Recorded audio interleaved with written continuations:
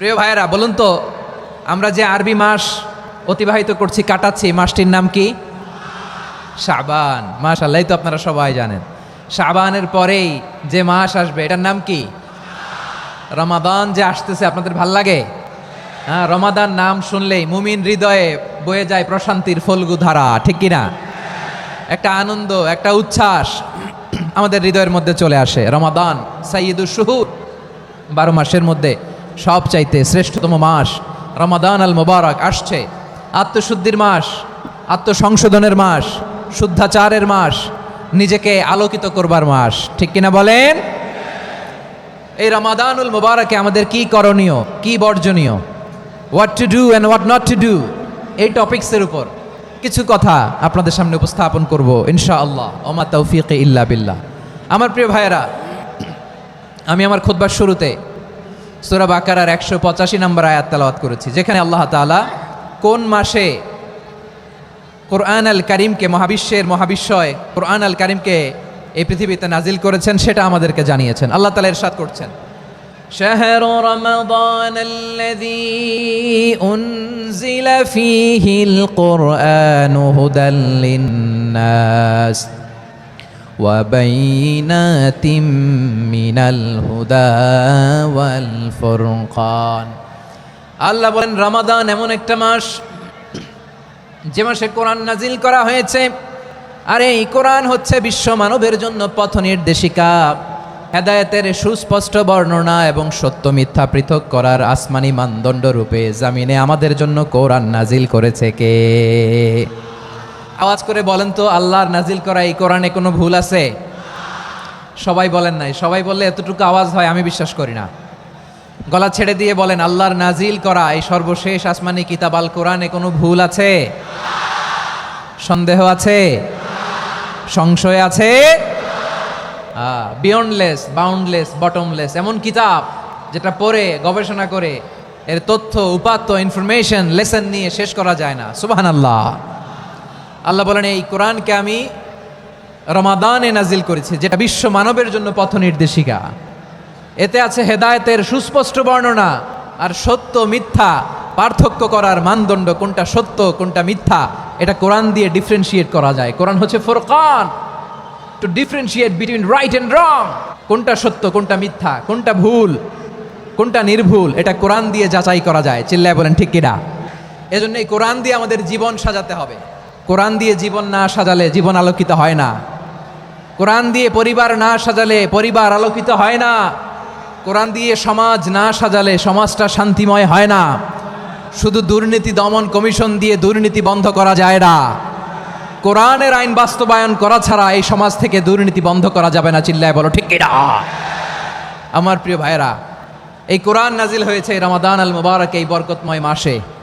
তাই আমাদের উচিত এই মাসে আসন্ন যে রমাদান আল মুবারক, এই রমাদানে কোরআনের সাথে নিজেদের সম্পর্ককে বাড়ানো। আমার প্রিয় চাঁপাইনবাবগঞ্জের ভাইয়েরা, আমরা কি আসন্ন রমাদানে কোরআনের সাথে আমাদের অ্যাটাচমেন্ট, সম্পর্ক বাড়াতে চাই? চান সবাই? আপনি কি জানেন কোরআন নিয়ে কোন ফেরেশতা পৃথিবীতে এসেছিল? জানেন? ফেরেশতার নাম কি বলেন তো? জিবরিল আলাইহিস সালাম। একটু খেয়াল করে শুনেন, কান দুটো খরগোশের কানের মতো খাড়া করে আমার দিকে তাকান। সাইয়েদনা জিবরিল কোরআন নিয়ে এসেছেন, ফলে উনি হয়েছেন শ্রেষ্ঠ ফেরেশতা। বিশ্ব নবীর উপর কোরআন নাজিল হয়েছে, তাই তিনি হয়েছেন শ্রেষ্ঠ নবী। রমাদানে কোরআন নাজিল হয়েছে, তাই রমাদান হয়েছে শ্রেষ্ঠ মাস। কদরের রাতে কোরআন নাজিল হয়েছে, তাই কদর হয়েছে শ্রেষ্ঠ রাত। আমরাও যদি কোরআনের সাথে সম্পর্ক বাড়াই, আমাদের মর্যাদাও এরকম, আমাদেরকেও শ্রেষ্ঠ মানুষ বানায় দিবে কে? এজন্য কোরআনের সাথে সম্পর্ক বাড়াইতে রাজি আছেন তো? যারাই কোরআনের সাথে সম্পর্ক বাড়ায় এদের মর্যাদা বাড়ায় দেয় কে? দেখবেন আমাদের হাফেজে কোরআন, তারা ইন্টারন্যাশনাল কোরআন কম্পিটিশনে যে গোটা বিশ্বকে পেছনে ফেলে প্রথম পুরস্কার নিয়ে আসে। এত ছোট ছোট বাচ্চা, ও সমাজ বোঝে না, রাজনীতি বোঝে না, টাকা পয়সা বোঝে না, কিছু বোঝে না, কিন্তু গোটা বিশ্বে ওকে সম্মানের চেয়ারে আসীন করেছে কে? এই কোরআনের সাথে লাগলে আল্লাহ তাআলা সম্মান বাড়িয়ে দেয়। আমার প্রিয় ভাইয়েরা, আসুন আমরা আলোচনার শুরুতেই শপথ নেই যে আসন্ন রমাদানে আমরা কোরআনের সাথে নিজেদের সম্পর্ককে মজবুত করব ইনশাআল্লাহ। সবাই বলুন ইনশাআল্লাহ। শাবান মাস আসলে, রজব মাস আসলে সাহাবারা কি করতেন আসুন আমরা দেখি কিভাবে তারা রমাদানকে ওয়েলকাম জানাতেন। রজব শাবান আসলেই ওনারা রমাদান পর্যন্ত পৌঁছার আকুতি, আগ্রহ আর ফরিয়াদ আল্লাহর কাছে জানাতেন আর বলতেন, ইয়া আল্লাহ, রমজান পর্যন্ত আমাদের হায়াত বাড়িয়ে দাও। আল্লাহুম্মা বাল্লিগনা রমাদান, আল্লাহ তুমি রমজান পর্যন্ত আমাদের পৌঁছে দাও। আল্লাহুম্মা বারিক লানা ফি রজব ওয়া শাবান ওয়া বাল্লিগনা রমাদান, আল্লাহ রজব শাবানে বরকত দাও, আল্লাহ রমজান পর্যন্ত তুমি আমাদেরকে পৌঁছে দাও। আওয়াজ করে পড়েন আমিন। আমার প্রিয় চাঁপাইনবাবগঞ্জের ভাইরা, গত বছর অনেকের সাথে আমরা একসাথে রমাদান কাটিয়েছি, তাদের অনেকে দুনিয়াতে এখন বেঁচে নাই, এরকম আছে না নাই? এই যে আরো 7 দিন বাকি রমাদান আসতে, এই 7 দিন পর্যন্ত আমরা রমাদান পাবো, কোনো গ্যারান্টি আছে? আচ্ছা, এই বছর যদি খুশনসিব হয় আমাদের, আমরা যদি পাই, আগামী বছরও যে রমাদান আমরা পাবো, কোনো গ্যারান্টি আছে? তাহলে আসুন আমরা ভেবে নেই, হতে পারে this Ramadan could be the last and final Ramadan in our life. হতে পারে এই রমাদানই হতে পারে আমার জীবনের শেষ রমাদান। ঠিক কিনা বলেন? তাই আসুন আমরা আল্লাহর কাছে দোয়া করি, আল্লাহুম্মা বাল্লিগনা রমাদান, আল্লাহ তুমি রমাদান পর্যন্ত আমাদেরকে পৌঁছে দাও। আওয়াজ করে পড়েন আমিন। ইবনু রাজব আল হাম্বালি লাতাইফুল মাআরিফের মধ্যে লিখেছেন, সাহাবারা ওনারা রমাদান কেন্দ্রিক, আমাদের সালাফ সালফে সালেহিনরা রমাদান কেন্দ্রিক জীবন কাটাতেন। ওনারা রমজান আসার 6 মাস আগে আল্লাহর কাছে দোয়া করতেন, আল্লাহ রমজান পর্যন্ত পৌঁছে দাও। রমজান চলে যাওয়ার পরে বাকি 6 মাস আল্লাহর কাছে দোয়া করতেন, আল্লাহ এই রমাদানে যে ইবাদত করেছি এই ইবাদতগুলো তুমি কবুল করে নাও। সুবহানাল্লাহ। তাহলে পুরো বছর রমাদান কেন্দ্রিক জীবন। রমজান আসার আগে 6 মাস দোয়া করতো, আল্লাহ আমরা যেন রমজান পাই। রমজান চলে যাওয়ার পরে বাকি 6 মাস বলতো, আল্লাহ রমজানে যে ইবাদত করেছি এগুলো তুমি কবুল করে নাও। সুবহানাল্লাহ। আবার এই শাবান মাসে আল্লাহর হাবিব সাল্লাল্লাহু আলাইহি ওয়াসাল্লাম সবচেয়ে বেশি রোজা রাখতেন। কানা ইয়াসুমু শাবানা কুল্লাহ, সবচেয়ে বেশি রোজা রাখতেন শাবান মাসে। ওয়া কানা ইয়াসুমু শাবানা ইল্লা কলিলা, শাবানের অল্প কয়েকদিন ছাড়া পুরো শাবানটাই বিশ্বনবী রোজা রাখতেন। সুবহানাল্লাহ পড়েন। এই শাবানে আপনারা রোজা রাখছেন তো? রাখছেন? আল্লাহ তুমি কবুল করো, আমরা সবাই পড়ি আমিন। মাইকের সাউন্ডটা একটু স্ট্রং করবেন। প্রিয় ভাইরা, এই শাবান শেষে আমাদের মধ্যে আগমন করবে রমাদান, এবং এই রমাদানুল মুবারক আল্লাহ তাআলা আমাদের জন্য সিয়াম ফরজ করেছেন। কি ফরজ করেছেন? তিনি সূরাতুল বাকারার 183 নম্বর আয়াতে ইরশাদ করছেন, রাব্বুল আলামিন বলেন, ইয়া আইয়ুহাল্লাযীনা আমানু কুতিবা আলাইকুমুস সিয়ামু কামা কুতিবা আলাল্লাযীনা মিন ক্বাবলিকুম লাআল্লাকুম তাত্তাকুন। আল্লাহ বলেন, ও বিশ্বাসীরা শোনো শোনো, তোমাদের জন্য সিয়ামকে ফরজ করা হয়েছে, ঠিক যেমন ভাবে তোমাদের পূর্ববর্তী উম্মতদের উপরও সিয়ামকে ফরজ করা হয়েছিল, লাআল্লাকুম তাত্তাকুন, যাতে করে তোমরা সবাই মুত্তাকি হতে পারো। সুবহানাল্লাহ বলেন, যাতে করে তোমরা আল্লাহ সচেতন হতে পারো। তাহলে সিয়ামকে, এই সামনে যে রমাদান আসতেছে আমার প্রিয় ভাইয়েরা, এই পুরো রমাদান ব্যাপী সিয়াম সাধন করা, সিয়াম পালন করাকে আমাদের জন্য ফরজ করে দিয়েছে কে? রমাদানের রোজা রাখার নফল নাকি? রমাদানে সিয়াম পালন করা কি নফল? সুন্নাত? তাহলে কি ফরজ? আওয়াজ করে বলেন, রমাদানের রোজা রাখা কি ফরজ? এটা শুধু আমাদের উপরই ফরজ না, আমাদের আগে যত জাতিগোষ্ঠী এই পৃথিবীতে এসছে সবার উপরে সিয়াম পালনকে ফরজ করেছে কে? সবার উপরে আল্লাহ তাআলা সিয়াম পালনকে ফরজ করেছিলেন। তবে ধরনটা ভিন্ন ছিল, এক এক জাতিগোষ্ঠীর জন্য এক এক ধরনের ছিল। আমাদের জন্য সিয়াম ফরজ টানা 1 মাস 30 দিন বা 29 দিন। কোন কোন উম্মতের উপর 30 দিন না, মাত্র 3টা রোজা ফরজ ছিল। কয়টা? আওয়াজ করে বলেন। আপনাদের কি মনোযোগ আছে না গেছে? মনোযোগ আছে? তাকবীর পড়েন তো, লিল্লাহে তাকবীর। আমাদের 1 মাস সিয়াম ফরজ। পূর্ববর্তী অনেক উম্মতের উপর 1 মাস ছিল না, 3টা ফরজ ছিল। কয়টা? প্রতি মাসের 13, 14, 15 ফরজ ছিল তাদের জন্য। কারোর জন্য শুধু একটা, আশুরার রোজা। কোন কোন উম্মতের জন্য 10টা। কোন কোন উম্মতের জন্য রোজা ফরজ ছিল মৌনতার রোজা, আরবিতে বলে সওমুল ইনসাত, মানে সারাদিন খেতে পারবে, পান করতে পারবে, স্ত্রীর সাথে মেলামেশা করতে পারবে, কিন্তু কথা বলতে পারবে না। কথা বললেই তাদের রোজা ভেঙে যেত। পড়েন সুবহানাল্লাহ। কি অদ্ভুত ব্যাপার! মৌন সম্মতির রোজা। যেমনটি সাইয়্যিদাতুনা মারিয়াম আলাইহাস সালাম বলেছেন, ইন্নী নাযারতু লির-রাহমানি সাওমা ফালান উকাল্লিমাল ইয়াওমা ইনসিয়া। তিনি বলেছেন, আজকে আমি রহমানের জন্য, মানে আল্লাহর জন্য রোজা মানত করেছি, আজকে আমি কারোর সাথে কথা বলতে পারবো না। তো রোজা রাখলে কথা বলতে পারবে না কেন? কারণ ওই শরীয়তে রোজার বিধান ছিল সকাল থেকে সন্ধ্যা খেতে পারবেন, পান করতে পারবেন কিন্তু কথা বলতে পারবেন না, কথা বললেই রোজা ভেঙে যেত। সুবহানাল্লাহ বলেন। তাহলে সব জাতিগোষ্ঠীর উপরে রোজা ফরজ ছিল, কিন্তু ধরনটা ভিন্ন ছিল। মজার ব্যাপার হচ্ছে আপনি বর্তমানেও বিভিন্ন ধর্মের দিকে তাকান, বৌদ্ধ ধর্ম, হিন্দু ধর্ম, খ্রিস্ট ধর্ম, তাদের মধ্যেও রোজা আছে। ইংরেজরা, খ্রিস্টানরা এটাকে বলে ফাস্টিং। কি বলে? ফাস্টিং। আমাদের হিন্দু ভাইয়েরা বলে উপবাস। তারা কি বলে? উপবাস। আবার এখন আন্দোলনেরও একটা মাধ্যম হয়েছে এটা, না খেয়ে থাকা, এটারে বলে অনশন। এটারে কি বলে? অনশন ধর্মঘট। মানে আমাদের দাবি না মানলে আমরা খাবো না, রোজা রাখলাম, আছে না নাই? তারপরে আধুনিক বিজ্ঞান এটার একটা নাম দিয়েছে না খেয়ে থাকাকে, অটোফিজি। কি বলে? অটোফিজি। জাপানের এক চিকিৎসা বিজ্ঞানী এই অটোফিজির উপর গবেষণা করে সে নোবেল পেয়েছে। সুবহানাল্লাহ পড়বেন না? এজন্য আল্লাহ তাআলা আমাদের জন্য গোটা রমাদানে এই সিয়ামকে ফরজ করে দিয়েছেন। আওয়াজ করে বলেন আল্লাহু আকবার। রাব্বুল আলামিন বলেন, ইয়া আইয়ুহাল্লাযীনা আমানু কুতিবা আলাইকুমুস সিয়াম, সিয়ামকে তোমাদের উপরে ফরজ করা হয়েছে, কামা কুতিবা আলাল্লাযীনা মিন ক্বাবলিকুম, যেমনি তোমাদের পূর্ববর্তীদের উপর রোজা ফরজ করা হয়েছিল, লাআল্লাকুম তাত্তাকুন, যাতে করে তোমরা আল্লাহ সচেতন হতে পারো, যাতে করে তোমরা মুত্তাকি হতে পারো। লাআল্লাকুম তাত্তাকুন, যাতে করে আমরা আল্লাহ সচেতন হতে পারি, আল্লাহ কনসিয়াসনেস আমাদের মধ্যে গ্রো করে। এটা হচ্ছে রোজার prime objective, the prime objective of সিয়াম। অনেককে জিজ্ঞেস করলে অনেকে বলে রোজার মূল উদ্দেশ্য হচ্ছে না খেয়ে থাকা। না। অনেকে বলে গরিবদের কষ্ট অনুধাবন করা রোজার উদ্দেশ্য। না। রোজার উদ্দেশ্য কি, সিয়াম পালনের উদ্দেশ্য কি, এটা আল্লাহ তাআলা স্পষ্ট এই আয়াতের পেছনে বলেছেন যে লাআল্লাকুম তাত্তাকুন, যাতে করে তোমরা আল্লাহ সচেতন হতে পারো, আল্লাহ ভীতি তোমাদের মধ্যে গ্রো করে, গড কনসিয়াসনেস, আল্লাহ কনসিয়াসনেস, আল্লাহ সচেতনতা যেন বাড়ে, দ্য সেন্স অফ অ্যাকাউন্টেবিলিটি, আল্লাহর সুপ্রিম কোর্টের কাঠগড়া এই দুনিয়াতে আমি যাই করলাম আর সব কিছু যে পাই টু পাই হিসাব দিতে হবে, এই sense, to enhance the sense that what ever we do Allah is watching me. আপনি যাই করেন কেউ দেখে না, কিন্তু দেখে কে? শুরুতেই তো জিজ্ঞেস করেছিলাম যে কেউ যেটা দেখে না সেটা দেখেন কে? কেউ যেটা শোনে না সেটা শোনেন কে? এর নাম হচ্ছে লাআল্লাকুম তাত্তাকুন, যাতে করে তোমরা আল্লাহ সচেতন হতে পারো, আল্লাহ ভীরু হতে পারো। দুনিয়ার কেউ দেখে না, কিন্তু আল্লাহ দেখে। এটাই রোজার মূল শিক্ষা। আমার প্রিয় ভাইরা, আপনি লুকিয়ে লুকিয়ে ঘরের ভেতরে অন্যায় করেছেন, পাপ করেছেন, আপনার বাবা দেখে নাই, মা দেখে নাই, স্ত্রী দেখে নাই, কিন্তু দেখেছে কে?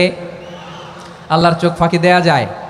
আচ্ছা বুঝে থাকলে বলেন তো, সিসি ক্যামেরার চোখ ফাঁকি দেয়া যায় কি যায় না? পুলিশের চোখ, র্যাবের চোখ, বিমানবন্দরে কাস্টমস অফিসারের চোখ, কিন্তু আমার আল্লাহর চোখ? সবাই বলেন আল্লাহর চোখ ফাঁকি দেয়া যায়? এই সেন্সটা নিয়ে আসা নিজের মধ্যে, আমি what ever I do Allah is watching me, যাই করি আল্লাহ দেখে। লাআল্লাকুম তাত্তাকুন। রমাদানের রোজা, ইফতারি, সিয়াম, ইবাদত সব কিছুর মধ্য দিয়ে আপনাকে খেয়াল করতে হবে যে লাআল্লাকুম তাত্তাকুন এই স্ট্যান্ডার্ড এটা অ্যাচিভ হচ্ছে কিনা আমাদের, যাতে করে তোমরা মুত্তাকি হতে পারো, আল্লাহ ভীরু হতে পারো। তাকওয়া, এটা হচ্ছে the essence of Islam. What is তাকওয়া? তাকওয়া মানে কি? তাকওয়ার সংজ্ঞা অনেকে অনেকভাবে দিয়েছেন। আমি সরাসরি সাহাবাদের কাছ থেকে একটা সংজ্ঞা আপনাদের শোনাচ্ছি। ওমরে ফারুক রাদিয়াল্লাহু তাআলা আনহু উবাই ইবনে কাব রাদিয়াল্লাহু তাআলা আনহুকে জিজ্ঞেস করেছিলেন, ইয়া উবাই মা হুয়া তাকওয়া, হে উবাই তাকওয়া কি? তাকওয়া কাকে বলে? উবাই ইবনে কাব তিনি প্রশ্নের উত্তর না দিয়ে উনিও আবার প্রশ্ন ছুড়লেন। তিনি বললেন, ইয়া আমিরাল মুমিনিন আমা সালাকতা তরিকান যা শাউক, আপনি কি কাঁটাযুক্ত রাস্তা দিয়ে মরুভূমিতে কখনো হেঁটেছেন, যে রাস্তার চারদিকে ক্যাকটাস, গুলমলতার কাঁটা, হেঁটেছেন? ওমরে ফারুক বললেন, নাম হেঁটেছি। বালা, হেঁটেছি। কাইফা আমিলতা, কিভাবে হেঁটেছেন? ওমরে ফারুক বললেন, শাম্মারতু ওয়াজতাহাতু, আমি আমার জামা, জুব্বা আর চাদর আটোসাটো করে গায়ের সাথে এমনভাবে মিলিয়ে রেখেছি, এমন সাবধানে হেঁটেছি যাতে করে মরুভূমির ক্যাকটাসের গুলমলতার কাঁটা আমার গায়ে বিঁধে না যায়। উবাই ইবনে কাব বললেন, ফাযালিকা হুয়া তাকওয়া, আরে তাহলে আপনি তো ঠিকই জানেন তাকওয়া মানে কি, এটাই তো তাকওয়া।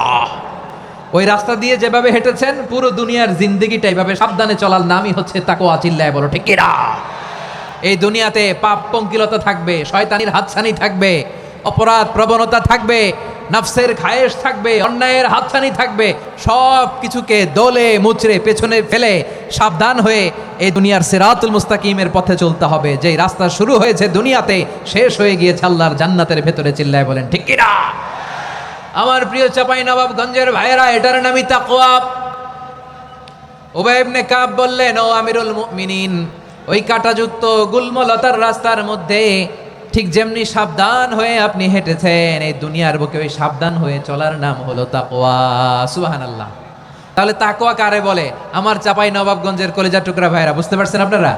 হ্যাঁ, তাকওয়ার শুধু দুইটা নমুনা আপনাদের সামনে পেশ করব, আপনাদের ক্লিয়ার হয়ে যাবে। একটা নমুনা তো দিলাম, আরেকটা নমুনা, সেটাও ওমরে ফারুক রাদিয়াল্লাহু তাআলা আনহুর জীবনী থেকে। উনি ছিলেন ন্যায়পরায়ণ শাসক। রাত্রিবেলা প্রজাদের কি হাল হাকিকত, কি অবস্থা, ঘুরে ঘুরে প্যাট্রোলিং করতেন পুলিশের মতো। তো সারা রাত প্যাট্রোলিং করে সারা রাত তিনি ঘুরেছেন কার কি অবস্থা দেখে শেষ রাতে তিনি ফিরে আসতেছেন। তিনি থাকতেন, সেই বুখারীতে এসেছে, কানা ইয়াসকুনু ফি আওয়ালিল মদিনা, মদিনার উঁচু এলাকায় থাকতেন। তো ফিরে আসার সময় উনি একটা প্রাচীর বেষ্টিত ঘরের পাশে দুইজন নারীর কথোপকথন শুনতে পেলেন। কয়জন নারীর? দেখি আপনাদের মনোযোগ আছে কিনা, বলেন কয়জন নারীর? একজন বৃদ্ধা, একজন যুবতী। উনি কান লাগিয়ে শুনতে পাচ্ছেন। বৃদ্ধা মা, ওমর ফারুক কাউকে দেখতে পাচ্ছেন না, শুনতে পাচ্ছেন। বৃদ্ধা মা তার যুবতী মেয়েকে বলে, এই তাড়াতাড়ি ওটের দুধ দহন করে ওটের দুধের সাথে পানি মিশাও, তাইলে কালকে বাজারে মদিনায় বেশি দামে বিক্রি করা যাবে, লাভ হবে অনেক। বৃদ্ধা মহিলা এটা বললেন। যুবতী মেয়ে উত্তর বলে, মা আপনি জানেন না আমিরুল মুমিনিন খলিফাতুল মুসলিমিন ওমরে ফারুক দুধে পানি মিশানোকে দণ্ডনীয় অপরাধ বলে ঘোষণা দিয়েছে, জানেন না? এবার বৃদ্ধা মহিলা বলে, আরে পাগলি, এই ভোর রাতে আমিরুল মুমিনিন ওমরে ফারুক আসবে কোত্থেকে?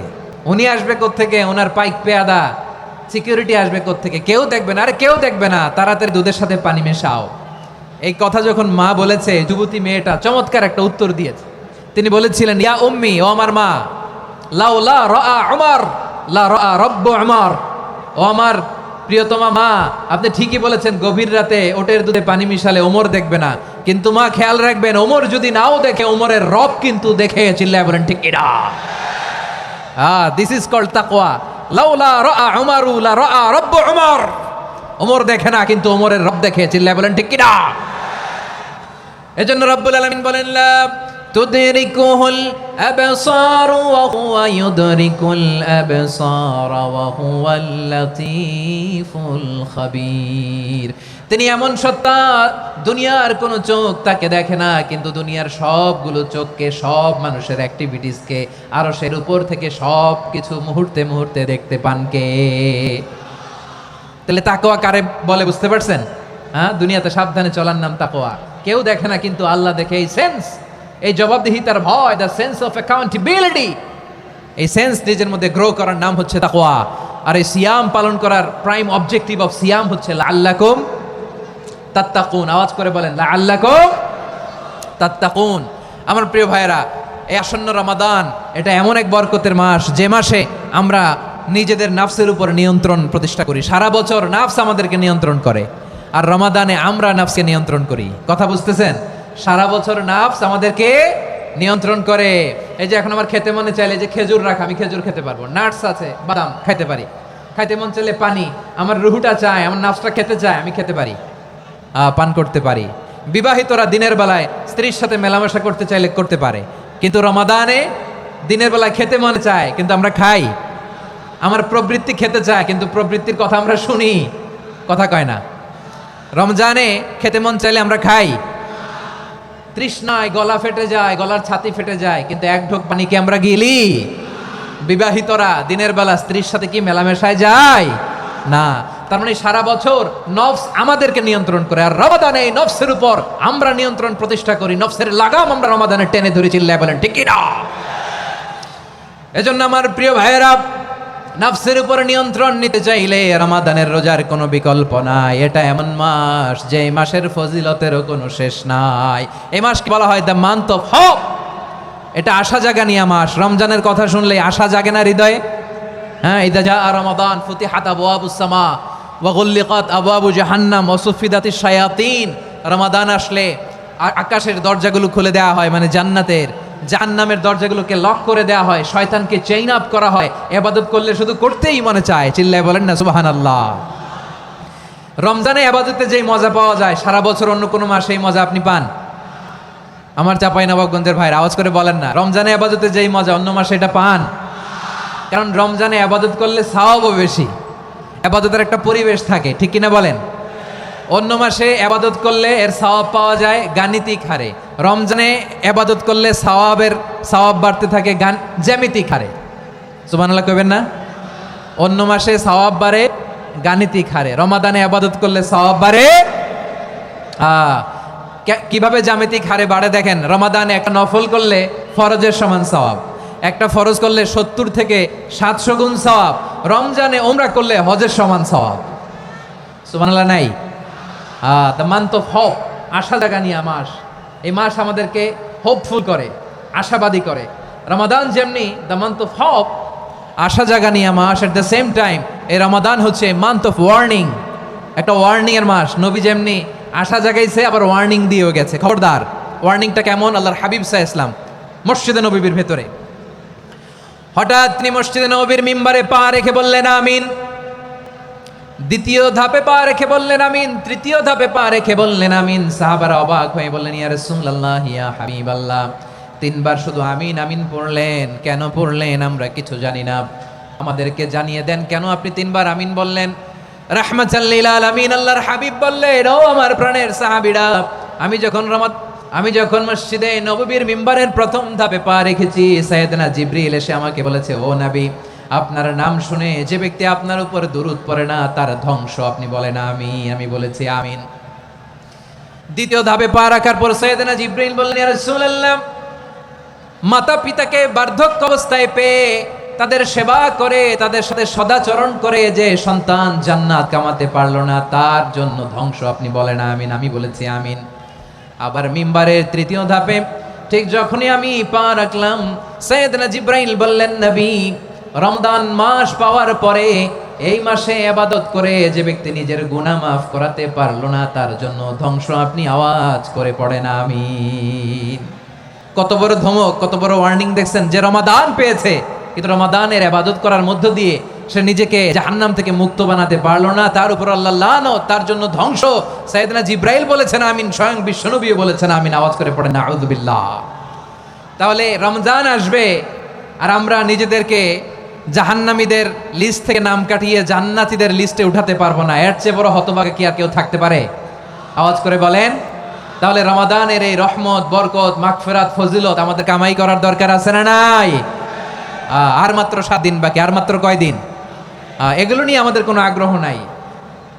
তোমাকেই খুঁজছে বাংলাদেশ, ক্লোজ আপ 1, আর মাত্র 7 দিন বাকি। টেলিভিশনে বিজ্ঞাপন আছে না নাই? রেফেল ড্র হবে লটারির, আর মাত্র 5 দিন, আছে না নাই?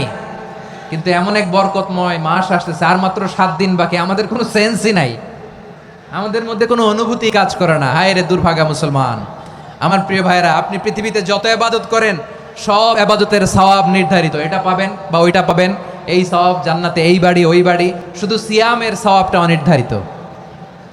কুল্লু আমালি ইবনে আদম ইউদাফ আল হাসানাতু আশরু আমসালিহা ইলা 700 দি'ফিন ইল্লা সাওম। সব নেক আমলের সওয়াব বাড়তে বাড়তে 700 গুণ, কিন্তু রোজা ছাড়া। রোজার সওয়াব কি হবে? বান্দা খালি রোজা রাখে, ফেরেশতারা কিছু লিখতে পারে না আমল নামায়, কারণ আল্লাহ বলে এটা কিছু লিখিস না, কারণ আসসামুলি, এই রোজা রাখছে আমার জন্য, ওয়া আনা আযীবিহি, এই রোজার সওয়াব, প্রতিদান, অ্যাওয়ার্ড, এটা কিয়ামতের দিন আমি আল্লাহ নিজ হাতে দেব, নিজ হাতে দেব। আরেক বর্ণনায় এসেছে ওয়ানা উজজাবি, আমি আল্লাহ নিজেই হয়ে যাব রোজার প্রতিদান। সুবহানাল্লাহ পড়েন। আবার আল্লাহর হাবিব বলেন, ইন্না ফিল জান্নাতি সামানিয়াতু আবওয়াব, জান্নাতের দরজা মোট 8টা। ফিহা বাবুন ইউসাম্মা আর-রায়্যান, 8টা দরজার মধ্যে স্পেশাল একটা দরজা আছে, ওই দরজাটার নাম হলো আর-রায়্যান। রায়্যান দরজা, লা ইয়াদখুলুহু ইল্লা সাইমুন, রোজাদাররা ছাড়া কেউ ওই রায়্যান দরজা দিয়ে জান্নাতে ঢুকতে পারবে না। শুধু রোজাদারদের জন্য ওই দরজাটা খোলা থাকবে। দরজাটার নাম আর-রায়্যান। এই লাখো জনতা আওয়াজ করলে এই আওয়াজ হয়, বলেন। রোজাদারদের জন্য জান্নাতে স্পেশাল যে লাল গালিচার সংবর্ধনা এন্ড স্পেশাল এন্ট্রি, ওই দরজাটার নাম কি? আর-রায়্যান শব্দটা কেমন লাগে? ভালো লাগে। অনাগত সন্তান যদি কারো আসে, ছেলে সন্তান, নাম রেখে দিয়েন আর-রায়্যান। পারবেন? আমাকে সবাই ধরে রাস্তা ঘাটে, বাসায়, অফিসে, আদালতে, এয়ারপোর্টে ধরলে, হুজুর আমার একটা ছেলে হবে 2 মাস পর, একটা নাম দেন। চাঁপাইনবাবগঞ্জবাসীর জন্য আমি একটা নাম দিয়ে গেলাম। সামনের 2-3 মাসে, 4 মাসে, 6 মাসে যাদের ছেলে সন্তান হতে পারে বলে মনে করেন, যদি পছন্দ হয় নামটা, নাম রেখে দিয়েন রায়্যান। কি নাম? লা ইয়াদখুলহু ইল্লা সাইমুন, রোজাদাররা ছাড়া কেউ ঢুকতে পারবে না। মান দাখালাহু লাম ইয়াদমা আবাদা, একবার যে এই গেট দিয়ে ঢুকবে he will never be thirsty again, তার গলা থেকে চিরকালের জন্য আল্লাহ তৃষ্ণা মিটাইয়া দিবে। আমরা এই রাইয়ান দরজা দিয়ে সেদিন জান্নাতে ঢুকতে চাই কি চাই না? আমার প্রিয় ভাইরা, প্রতি রাতে রমাদানে আল্লাহর ফেরেশতারা আহ্বান জানায়, ইয়া বাগিয়াল খাইরি আকবিল, ইয়া বাগিয়াশ শাররি আকসির, হে কল্যাণের পথের যাত্রী, আকবিল প্রসিড, আরো ইবাদত করো, আগাও আগাও, আরো জান্নাতের নাজ নেয়ামত কামাও। হে অকল্যাণের পথের যাত্রী, আকসির, স্টপ স্টপ, অনেক হয়েছে। আন্না, এই রমাদান এটা পাপের মাস নয়, এটা ইবাদত করে জান্নাত কামানোর মাস। চিল্লায় বলো ঠিক কিনা? ওয়ালিল্লাহি উতাকাউ মিনান নার ওয়া যালিকা কুল্লা লাইলা, প্রতি রাতে রমাদানের প্রতি রাতে আল্লাহ তাআলা এরকম লাখো বনি আদমকে মাফ করে দেওয়ার ঘোষণা দেয়, নাজাতের ঘোষণা দেয়। আমরা আল্লাহর পক্ষ থেকে মাফ নাজাত চাই কি চাই না? আমরা যদি নাজাত পেয়ে যাই আর কিছু চাই